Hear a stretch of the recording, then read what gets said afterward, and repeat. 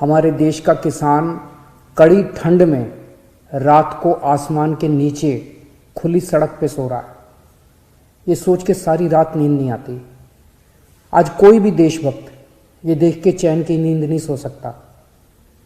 ये लड़ाई सिर्फ हमारे किसान भाइयों की नहीं है, ये हम सब की लड़ाई है। जरा सोचिए, जो 2 वक्त की रोटी हम खाते हैं वो हमारे किसान भाइयों की मेहनत की उगाई हुई होती है।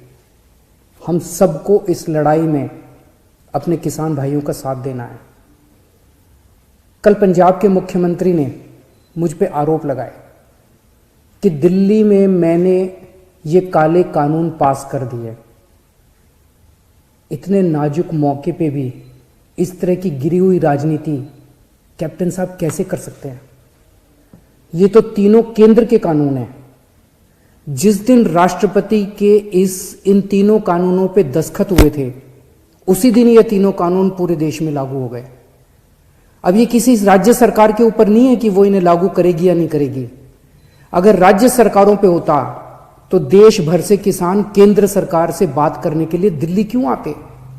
वो अपने अपने राज्य के मुख्यमंत्रियों से मांग करते। ये कानून केंद्र सरकार लाई है और कोई भी राज्य सरकार इन कानूनों को ना तो रोक सकती है और ना पास कर सकती है। अब सवाल ये है कि जब कैप्टन साहब को ये बात पता है तो फिर उन्होंने मुझ पर ये झूठे आरोप क्यों लगाए? इसका एक बहुत बड़ा कारण है। जब से हमने दिल्ली के 9 स्टेडियम को जेल बनाने से रोका है, तब से केंद्र की भाजपा सरकार मुझसे बहुत ज्यादा नाराज है। केंद्र सरकार का पूरा प्लान था कि जब किसान दिल्ली आएंगे तो उन्हें इन 9 स्टेडियम में डाल देंगे। हमने स्टेडियम को जेल बनाने की इजाजत नहीं दी, तो वो लोग अब मुझसे बहुत नाराज हैं। मुझे पता है कि स्टेडियम को जेल बनाने के लिए मुझ पे कितना दबाव आया था, किस किस का फोन नहीं आया। लेकिन जिंदगी में कुछ ऐसे मौके आते हैं जब आप अपने जमीर की सुनते हो, नतीजे की परवाह नहीं करते।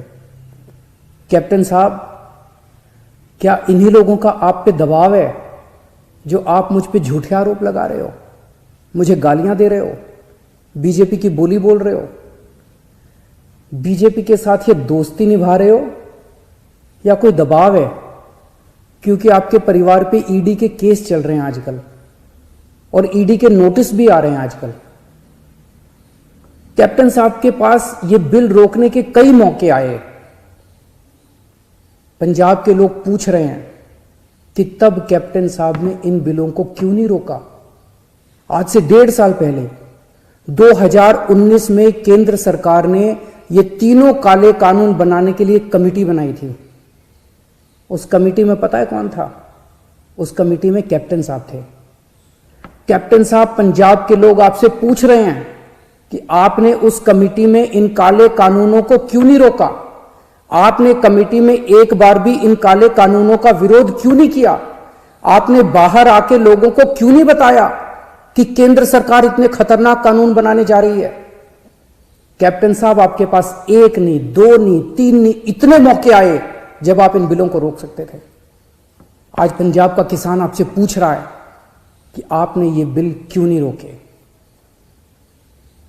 आज दिल्ली की सरहद पे पंजाब का किसान है और देश की सरहद पे उसी किसान का बेटा पंजाब का जवान है।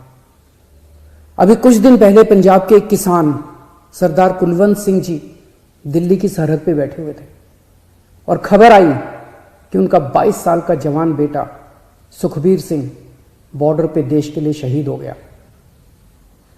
इस सब के बीच जब कुछ लोग आए दिन किसानों को आतंकवादी बुलाते हैं, देशद्रोही कहते हैं, तो मैं सोचता हूं कि बॉर्डर पर उन जवानों पर क्या बीतती होगी जिनके किसान मां बाप को आतंकवादी कहा जा रहा है।